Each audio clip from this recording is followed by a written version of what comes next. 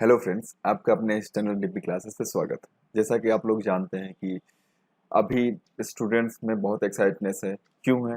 Syllabus reduce हो गया है। आपका 10th क्लास 12th का भी है, मतलब 9 टू 12th वाले पार्ट में सिलेबस रिड्यूस हुआ है। तो आज मैं 10th क्लास को एनालिसिस करूंगा। 10th क्लास में क्या सिलेबस कम हुआ है, क्या हमें पढ़ना पड़ेगा, क्या नहीं पढ़ना पड़ेगा, उस चीज़ को, नए सिलेबस को लेते हुए आपके सामने एक स्क्रीन शो हो रही है।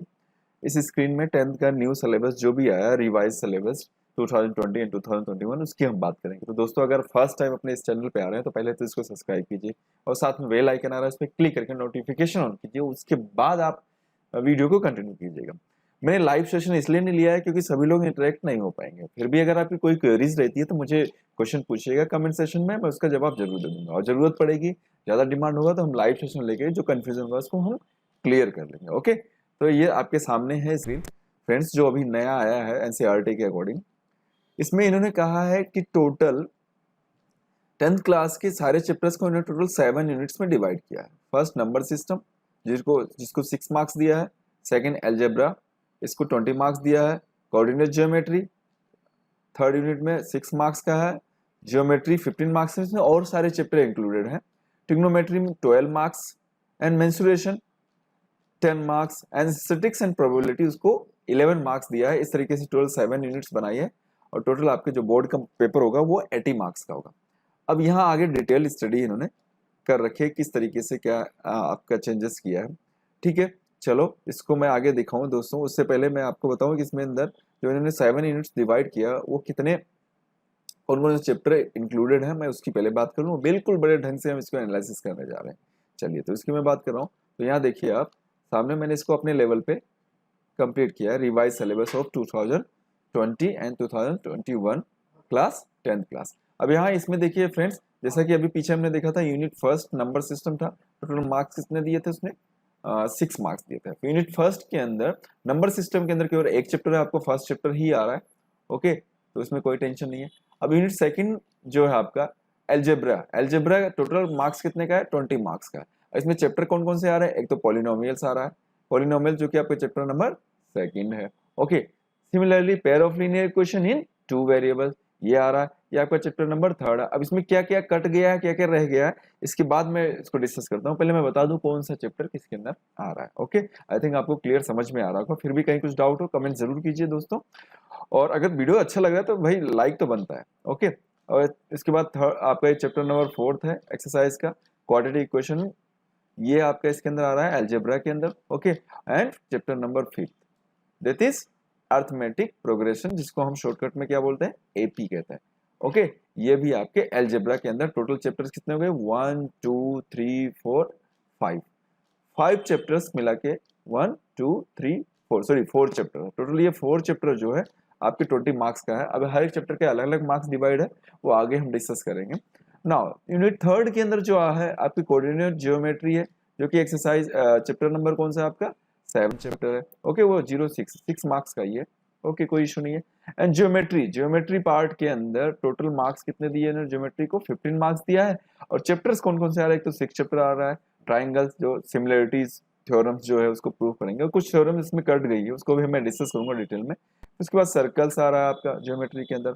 ओके, देन उसके बाद 11 चैप्टर आ रहा है। 10 चैप्टर सर्कल है, 11 चैप्टर आपका कंस्ट्रक्शन है। कंस्ट्रक्शन में कुछ चीजें कट गई है, उसको भी डिस्कस करेंगे।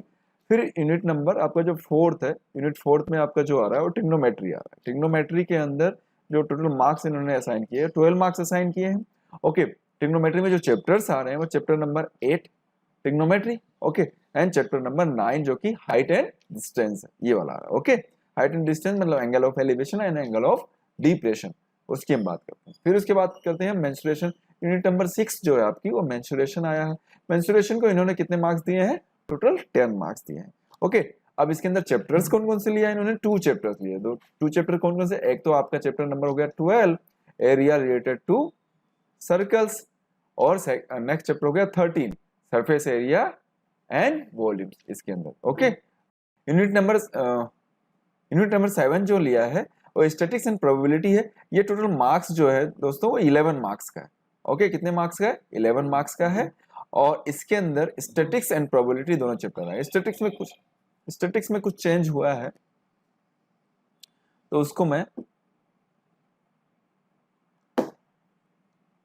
Statistics and probability unit number 7 है। इसके अंदर टोटल मार्क्स कितना दिया आपको? 11 मार्क्स। इसके अंदर दो चैप्टर आ रहे हैं, एक तो स्टैटिस्टिक्स, ये चैप्टर नंबर 14 हो गया, and probability that is your chapter number 15। इस तरीके से आपके टोटल फर्स्ट टू 7 यूनिट्स में आपको इस एक्सरसाइज को डिवाइड इन चैप्टर्स को डिवाइड किया गया, और टोटल मार्क्स आपके 80 मार्क्स का है। जैसा आपको क्लियर दिख रहा है, मैं आपको और दिखा देता हूँ, जो बोर्ड के अकॉर्डिंग आया है ये आपको क्लियर सामने है कि इसमें टोटल 80 मार्क्स, टोटल यूनिट्स कितनी होगी आपके? 7 यूनिट्स होगी। ओके फ्रेंड्स, अब one by one chapter wise हम डिस्कस करते हैं। जैसे यूनिट फर्स्ट के अंदर रियल नंबर है, रियल नंबर जो है उसमें क्या क्या इन्होंने चेंजेस किया है, मैं उसकी बात करता हूँ। रियल नंबर के अंदर आपको कहा है फंडामेंटल थ्योरम ऑफ अर्थमेटिक। इसके अंदर क्या बोल रहा है? Fundamental theorem of arithmetic statements after reviewing work done earlier and after illustrating the moving through examples proofs of irrational number √2 √3 √5 decimal expansion. ये अब भाई लैंग्वेज समझ में नहीं आ रहा है, चलो हम इसको अपनी लैंग्वेज में करते हैं। कैसे, वो सुनिएगा। अब फ्रेंड्स, अब डिटेल स्टडी करते हैं। नंबर सिस्टम जो कि आपकी 6 मार्क्स का दिया गया, इसके अंदर क्या क्या है और क्या क्या चला गया। टोटल इसमें जो टॉपिक्स हैं हम डिस्कस करते हैं। फर्स्ट डिस्कस करते हैं हम यूक्लिड डिवीजन लेमा, EDL जिसको शॉर्टकट में हम बोलते हैं, क्या बोलते हैं इसको? EDL, Euclid division lemma. Second हमने डिस्कस किया फंडामेंटल थ्योरम ऑफ अर्थमेटिक, ये यूक्लिड डिवीजन लेमा एक्सरसाइज 1.1 है। FTA जो है fundamental theorem of arithmetic exercise 1.2 है। फिर to prove irrational number, irrational number prove करना सीखते हैं, जैसे √2 √3 √5, ये एक्सरसाइज 1.3 है। उसके बाद डेसिमल एक्सपांशन है जो कि आपकी एक्सरसाइज 1.4 है। अब इसके अंदर क्या है क्या नहीं है, आपको सबसे ज्यादा टफ कौन सा लगता है? बिल्कुल सही समझा आपने, Euclid division lemma. Euclid division lemma आपके सिलेबस से इस ईयर हट गया है। It means Euclid division lemma EDL आपको नहीं करना है। एक्सरसाइज 1.1 जो आपकी है आपके सिलेबस में नहीं है, एक्सरसाइज 1.1 भूल जाइए आप, ठीक है। जो 2020-21 का एग्जाम देने जा रहे हैं उनके लिए एक्सरसाइज 1.1 नहीं है, यूक्लिड डिवीजन लेमा हट गया है, आप समझ गए होंगे। तो इसके बाद आपका FTA है fundamental theorem of arithmetic, proof irrational number and decimal expansion, मतलब एक्सरसाइज 1.2 1.3 और 1.4 ये आपके फर्स्ट चैप्टर में है, तो इसको नोट कर लीजिएगा। Okay clear, FTA Euclid division lemma नहीं है, ठीक है। नेक्स्ट वाले डिस्कस करते हैं। एक्सरसाइज नंबर सेकंड में क्या है, चैप्टर सेकंड के अंदर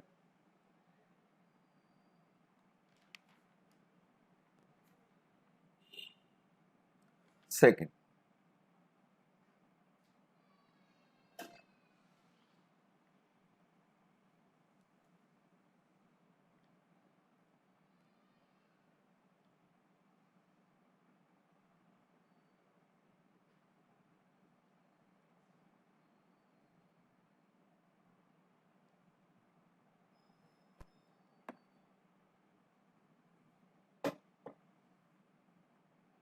दोस्तों पॉलिनोमियल के अंदर आपके एक्सरसाइज 2.1 के अंदर तो आप जानते हो क्या 2.1 के अंदर क्या है, आपके जीरोस फाइंड आउट करना ग्राफ के थ्रू, कि ग्राफ में भाई कितने जीरोस आते हैं। तो जैसे इधर एक्स एक्सिस को जितनी बार टच करता है उतने जीरो, जैसे इसमें कितनी बार टच किया 1 2 3 4, तो इसमें 4 जीरोस हो जाएंगे। और 2.2 के अंदर रिलेशनशिप फाइंड आउट करने वाला है, ठीक है ना। और 2.3 के अंदर आपका एक टॉपिक है डिवीजन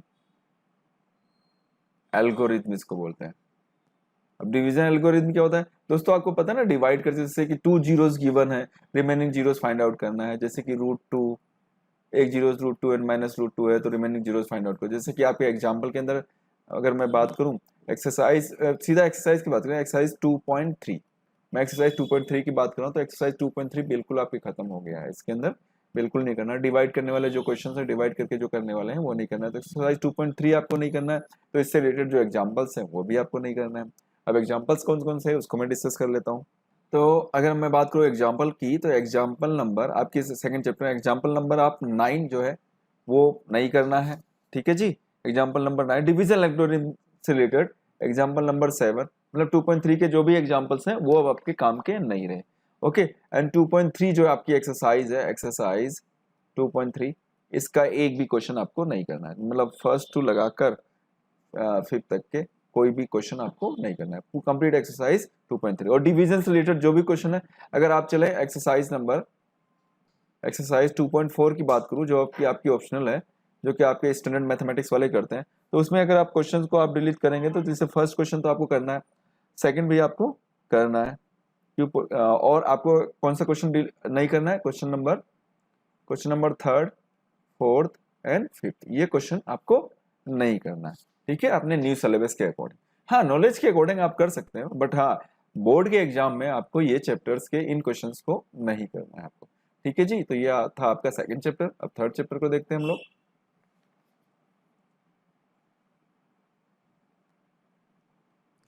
थर्ड,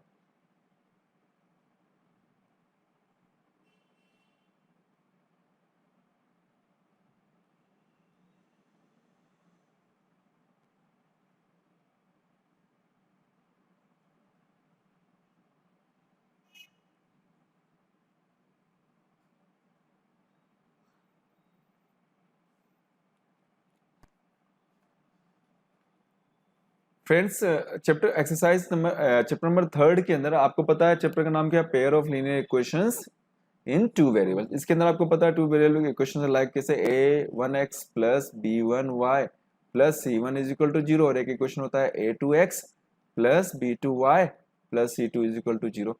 अब समझिएगा इसको ध्यान से, इसको मैं डिटेल एनालिसिस इसलिए कर रहा हूँ कि आपको चैप्टर पता पड़ जाएगी यार इसमें है क्या, मुझे स्टडी क्या करनी है क्या नहीं करना है। अब आपको पता है इसमें तीन कंडीशन होती थी, ऑलरेडी मैंने चैप्टर के वीडियोस बना रखे। तो फर्स्ट कंडीशन आप जब सोल्व करते थे, एक तो हम करते थे ग्राफिकल मेथड। कौन सा मेथड? ग्राफिकल मेथड के थ्रू हम तीनों कंडीशंस को सोल्व करते थे। तीनों कंडीशन कौन सी आती थी? a1/a2 is not equal to zero, a1/a2 is not equal to b1/b2। मतलब मैं यूं बता दूं, एक आती थी इंटरसेक्टिंग लाइंस वाली, ओके, एक पैरेलल लाइंस की कंडीशन आती है, और एक आपके आते हैं कोइंसिडेंट लाइंस, ये वाली कंडीशन आती है। ठीक है जी, ये वाली ये होगी।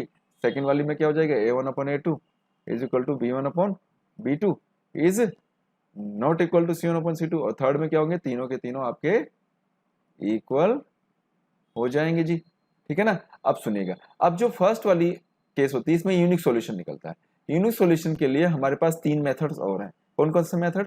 एल्जेब्राइक मेथड जिसको बोलते हैं। क्या बोलते हैं? Algebraic method. ओके, राइटिंग बेटा थोड़ा सा प्रॉब्लम हो सकती है फ्रेंड्स, एक्चुअली क्या मेरे को राइटिंग पैड पे इतनी प्रैक्टिस नहीं है, फिर भी थोड़ा एडजस्ट कर लीजिएगा आप। एल्जेब्राइक मेथड कौन कौन सा था? एक तो था substitution method, substitution method. Second आपका क्या है? Elimination method.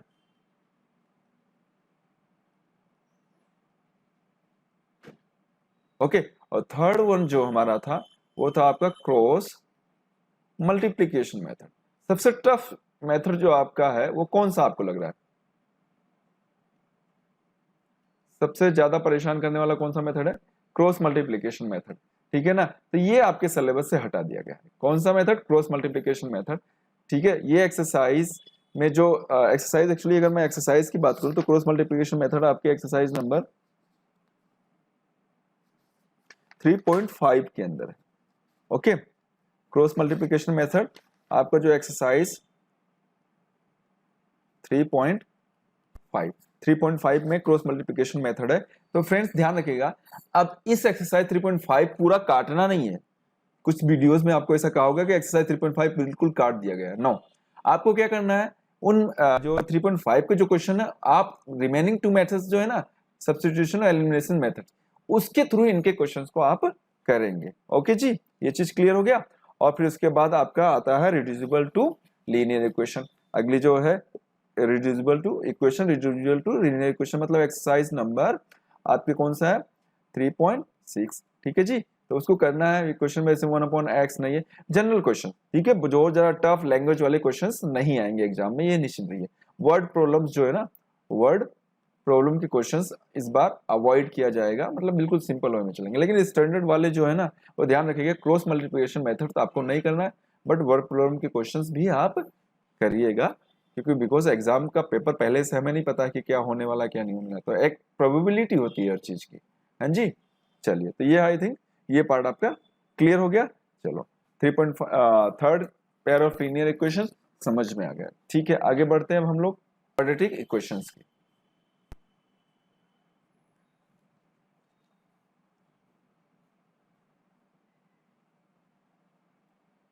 क्वाड्रेटिक इक्वेशन के अंदर जो आपको कहा गया है, इसकी लैंग्वेज को अगर पढ़ें तो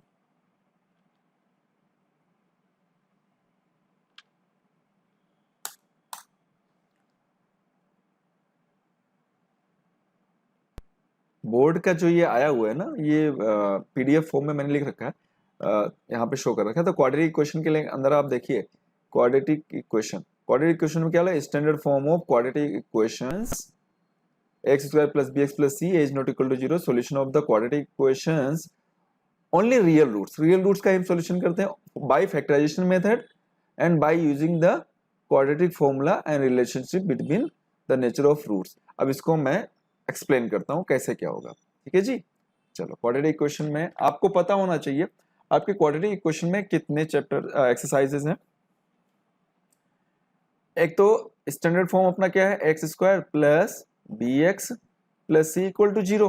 हाँ जी, अब इसमें रूट्स निकालने के जो हमारे मेथड है, टोटल मेथड कितने हैं रूट्स निकालने के, बिल्कुल सही आपने समझा है। टोटल रूट्स निकालने के मेथड कितने हैं, मेरे पास 3 मेथड्स है, first second and third. First method जो है आपका फैक्टराइजेशन मेथड,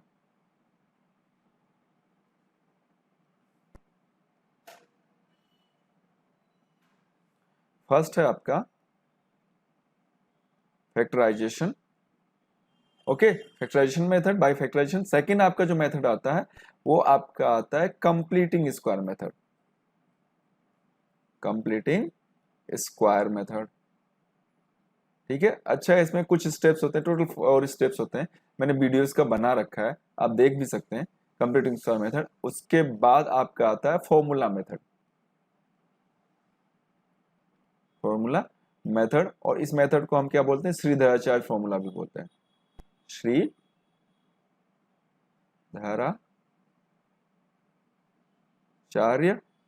फॉर्मूला या सूत्र, हिंदी में अगर बोले तो श्रीधराचार्य सूत्र के नाम से जाना जाता है, श्रीधराचार्य फॉर्मूला, बिकॉज श्रीधराचार्य जी ने इसको इजाद किया था।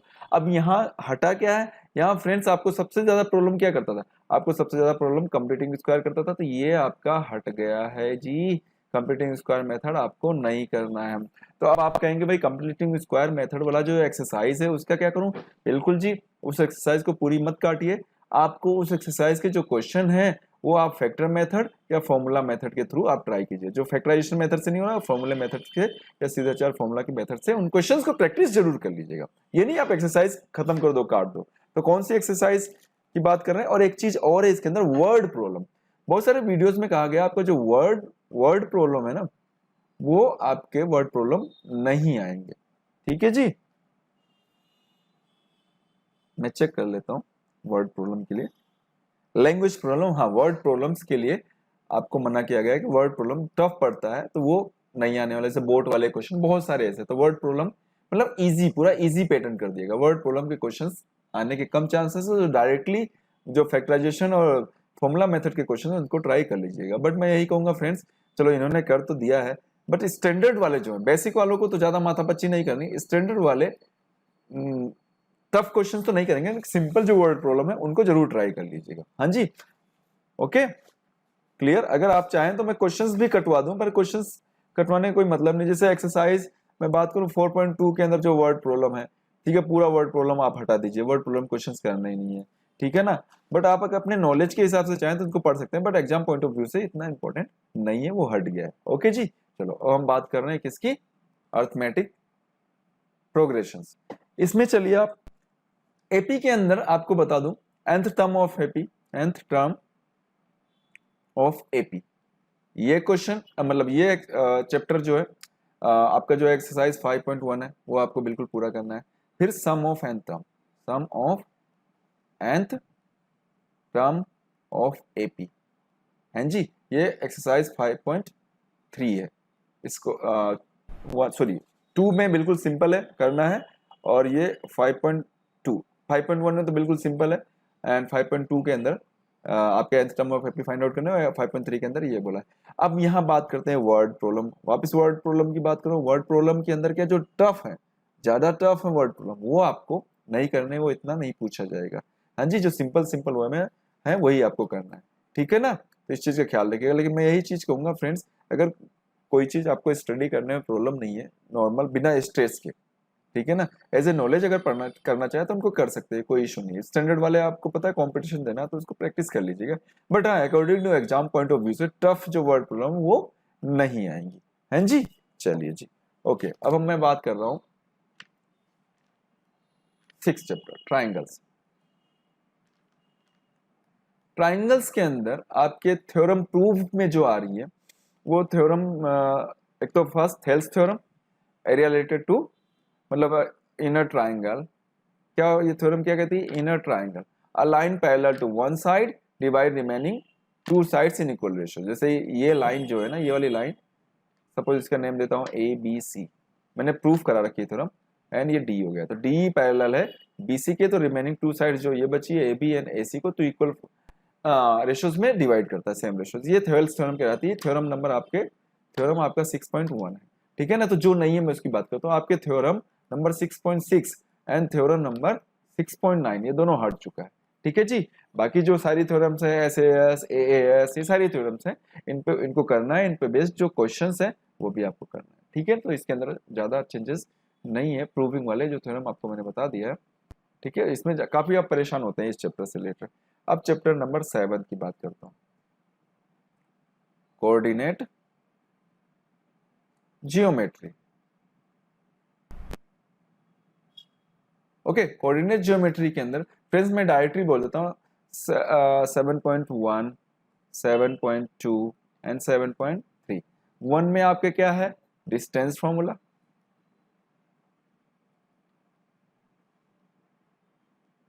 ओके, 2 में क्या है आपके, section formula, section formula.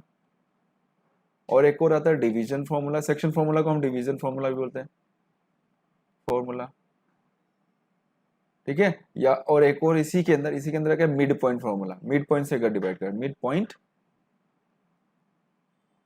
Formula,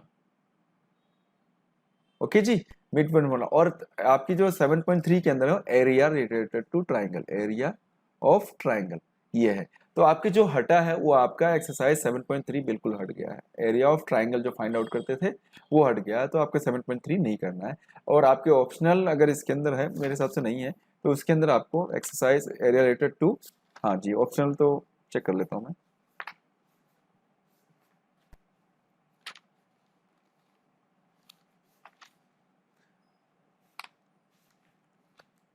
बिल्कुल 7.4 जो है ना, उसके अंदर जो ट्राइंगल्स, एरिया ऑफ ट्राइंगल्स की जो बात की है, एरिया ऑफ ट्राइंगल, वो उसके रिलेटेड क्वेश्चंस आपको नहीं करने हैं, ठीक है ना। तो 7.3 पूरा खत्म हो गया, ये टॉपिक ही पूरा खत्म हो गया।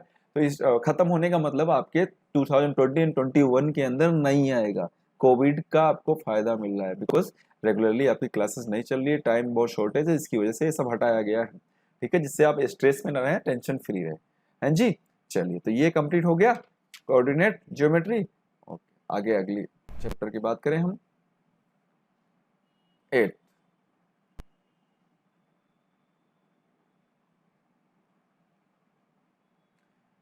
ट्रिग्नोमेट्री। फ्रेंड्स ट्रिग्नोमेट्री के अंदर exercise 8.1, exercise 8.2 and exercise 8.3 and exercise 8.4। Okay, 8.1 है, इसके सारे क्वेश्चंस करते हैं। 8.2 बिल्कुल है, इसके सारे क्वेश्चन। इसके अंदर आपको एक बताते हैं ट्रिग्नोमेट्रिक रेशियो टेबल,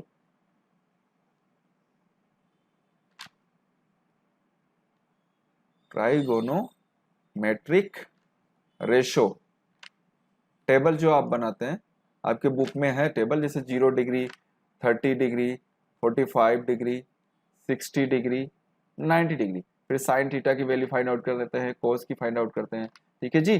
तो उसके अंदर आपको क्या है, 0 डिग्री और 90 डिग्री, ये दोनों तो हट गया, इसकी वैल्यूज आपको फाइंड आउट नहीं करना है, इसको नहीं याद रखना है। 30, 45 और 60 इससे रिलेटेड क्वेश्चन हमें आएंगे आपको, ठीक है ना। तो आपको जो लर्न करना है, अभी ध्यान जो रखना है टेबल के अंदर, 30, 45 और 60 इनकी वैल्यूज ध्यान रखना है। इस पे बेस्ट क्वेश्चन आपके 8.2 के अंदर जो है वो सारे करना है। 8.3 जो है आपका, 8.3 कॉम्प्लीमेंट्री एंगल है, जैसे फॉर्मूला क्या आता है, sine 90 minus theta is equal to cos theta, cos 90 minus theta is equal to sine theta, same 10 90 minus theta is equal to cot theta. मैं इसलिए ये सारी चीजें बता रहा हूँ कि बिल्कुल अच्छे से आपके दिमाग में बैठ जाए। ये हो जाएगा tan थीटा। सिमिलरली सेक 90 माइनस थीटा कोसेक थीटा। अब ये 2020-21 सेशन वाले ये जो फॉर्मूले हैं, लास्ट वन इज क्या है, cosec 90 minus theta is equal to sec theta. ये फॉर्मूला जो आपके लिए है, ये सारे फॉर्मूले आपको लर्न नहीं करना है, बिकॉज इस पे बेस्ड क्वेश्चंस नहीं आएंगे। इट मींस एक्सरसाइज 8.3 पूरी की पूरी खत्म हो गई है, ये आपको करना ही नहीं है, ठीक है ना। अब मैं बात कर रहा हूँ एक्सरसाइज 8.4। 8.4 में उसने बोला है sine square A plus cos square A is equal to 1। इस पे बेस्ड सिंपल आइडेंटिटी के क्वेश्चंस करने हैं, ज्यादा टफ क्वेश्चंस नहीं आएंगे। टफ क्वेश्चन जैसे कि एक्सरसाइज में बात करूं, फिफ्थ क्वेश्चन जो है ना, सेकंड जो भी है फिफ्थ क्वेश्चन, आपके फिफ्थ का मैं एक्सरसाइज ओपन कर लेता हूं।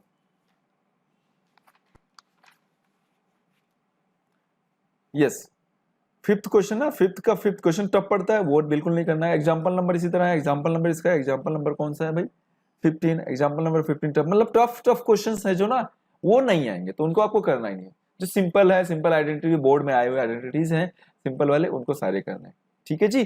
तो इसमें कंफ्यूज बिल्कुल मत होइएगा, और कहीं कुछ डाउट है तो मैं बैठा हूं ना आपके लिए, कमेंट्स करके पूछिए ना, ठीक है ना। अब इसके अंदर आपका जो 9 चैप्टर है, height and distance, height and distance के अंदर कुछ भी चेंज नहीं है, पूरी के पूरी चैप्टर को करना, बिल्कुल सिंपल चैप्टर है, अच्छा है, इंपॉर्टेंट है, तो उनको आपको अच्छे से करना है। नाउ आगे बढ़ते हैं हम, एक्सरसाइज 10th आपका क्या नाम, आपका सर्कल्स। ओके, सर्कल्स के अंदर हमने देखा है जो चेंजेस आए हैं, बिल्कुल सर्कल्स में भी कुछ भी चेंज नहीं है, सारा करना है। हाँ जी, सर्कल्स में जो थ्योरम्स है उसको अपने से अच्छे से करना है। अब बात कर रहा हूं मैं 11th चैप्टर, जो आपका क्या नाम है, कंस्ट्रक्शन।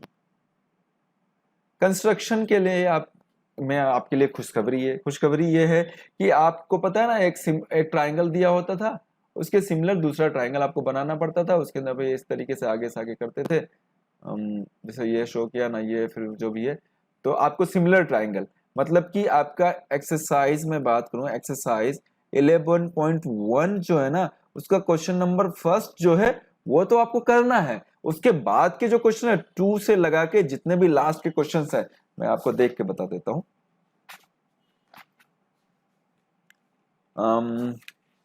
यस, 2 से लगा के क्वेश्चन नंबर 7 तक ये आपको नहीं करना है, आपके कोर्स में नहीं है अभी इस बार 2020 एंड 2021 के एग्जाम्स के अंदर। और एक्सरसाइज जो आपका है 11.2, ये बिल्कुल करना है, इसको अच्छे से कर लीजिएगा, ये आपके इसमें कंप्लीट है। तो एक्सरसाइज 11.1 का क्वेश्चन नंबर ओनली फर्स्ट ही करना है, और एक्सरसाइज 11.2 का आपको पूरा कंप्लीट करना है।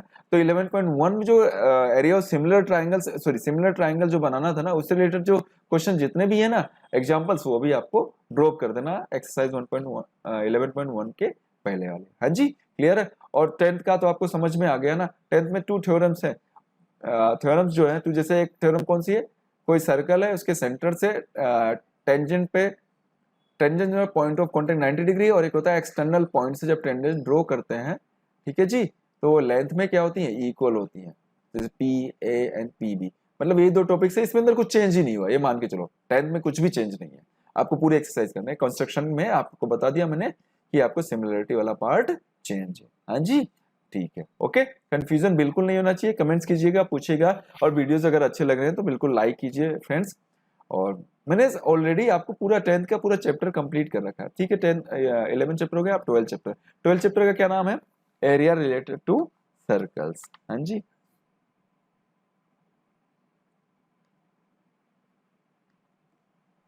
ट्वेल्थ चैप्टर आपका क्या है, एरिया रिलेटेड टू सर्कल, सही है, चेक कर लेता हूं। Yes, areas related to circles. 12 chapter आपको क्लियर है, 12 चैप्टर है आपके एरियाज रिलेटेड टू सर्कल्स। इसके अंदर क्या चेंज है, इसके अंदर फ्रेंड्स ज्यादा चेंज नहीं है। आपको बोला गया सेगमेंट की जो निकालते हैं ना, सेगमेंट, सेगमेंट क्या होता है, आपका ये सर्कल है, ठीक है ना, इसके थ्रू, सेकंड के थ्रू जब इसके सर्कल के 2 पार्ट्स करते हैं, सॉरी ये लीजिए, ये सेकंड हो गया, इसका सर्कल के 2, एक ये हो गया माइनर सेगमेंट और ये हो गया मेजर सेगमेंट। तो सेगमेंट में जो एंगल होता है ना, एंगल हमेशा अभी तक हमारे आ रहे थे 60 degree, 30 degree, 45 degree and 120 degree. ठीक है, इस पे एंगल थीटा जो होता था, लेकिन अभी यहाँ क्या है, 120 वाले जो है ना, एंगल 120 वाले नहीं करने। क्यों नहीं करने भाई? आपका जो इसके अंदर दे रखा है ना, इसमें मैं आपको एक्सप्लेन कर देता हूँ, समझना।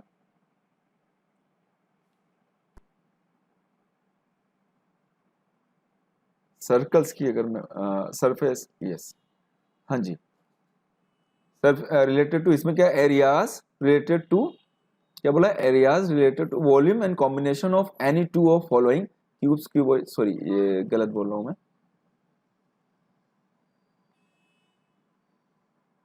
हाँ जी, ये एरिया रिलेटेड टू सर्कल्स के अंदर आपको ये जो दिया रखा है ना, इसके अंदर ओनली 60 और 90 की बात किया है। ठीक है, 180 वाला बोला नहीं है। Problems based on areas of perimeter, circumference of above the said plane figures and in calculating areas of segment, देखिए, in calculating areas of segment of a circles problem should be restricted to central angle of 60 degree and 90 degree only. इन्हीं के आएंगे, ठीक है, और plane figure, triangle, simple quadrilaterals और इनके आ सकते हैं। ठीक है, तो आई थिंक आपको समझ में आ गया मैं क्या कहना चाह रहा हूँ। मेरा कहने का मतलब ये हुआ फ्रेंड्स कि आपको जैसे 120 डिग्री का आता था ना, तो बाकी वीडियोस में आपके यूट्यूब पे आपको यही कहा गया है, दूसरे जो हमारे टीचर्स ने अपलोड किया है, कि 180 डिग्री वाले आपको नहीं करने। ठीक है, सॉरी 120 डिग्री वाले, हाँ जी, तो 60 एंड 90 वाले जो है ना, ये ही करेंगे एक्स के अकॉर्डिंग। ठीक है ना, ओके। तो मुझे लग रहा है आपको कहीं कुछ परेशानी आ रही है, तो ये आपके 12th चैप्टर की प्रॉब्लम सोल्व होगी। क्या चेंज हुआ है, मतलब चैप्टर में से कुछ भी खास नहीं हटा है। अब बात करते हैं हम 13 चैप्टर। हाँ जी, 13 चैप्टर आपको बहुत परेशान करता है। 13 चैप्टर क्या है भाई? 13 चैप्टर में आपको स्पेशली बोला है क्यूब, क्यूबॉइड, कॉन, सिलेंडर, ठीक है नहीं, इनसे रिलेटेड सारे क्वेश्चंस आपके मौजूद है। मतलब एक्सरसाइज 13.1, 13.2, 13.3, 13.4 और कौन कौन सी ये चेक कर लूं मैं, 13.1, 2, 3। अब 4 में जो टॉपिक है, 4 में टॉपिक आप समझ रहे हैं क्या है? ग्लास देखा आपने, ग्लास, इसको बोलते हैं हम फ्रस्टम। फ्रस्टम, फ्रस्टम से रिलेटेड जो क्वेश्चन है, जैसे कि आपके होता है ना जोकर, जोकर की जो टोपी होती है, हैप्पी बर्थडे वाली कैप, या बकेट जो होती है, बाल्टी वाले जो क्वेश्चन है, ये नहीं है। मतलब एक्सरसाइज 13.4 कंप्लीट हट गई है, ये आपको नहीं करना है। तो 13.1 से लगाकर 13.3 के क्वेश्चंस करने हैं। ठीक है जी, और स्टैंडर्ड मैथ्स वाले जो ऑप्शनल में आप करोगे, तो आप भी ध्यान रखिएगा, फर्स्ट टर्म के 13.5 है, फर्स्ट टर्म से रिलेटेड जो ऑप्शनल है, वो क्वेश्चंस नहीं करेंगे जी। ठीक है ना, तो ये हो गया आपके 13 चैप्टर की बात। अब मैं बात कर रहा हूं 14 की, आपकी जो है स्टैटिक्स की बात कर रहे हैं, स्टैटिस,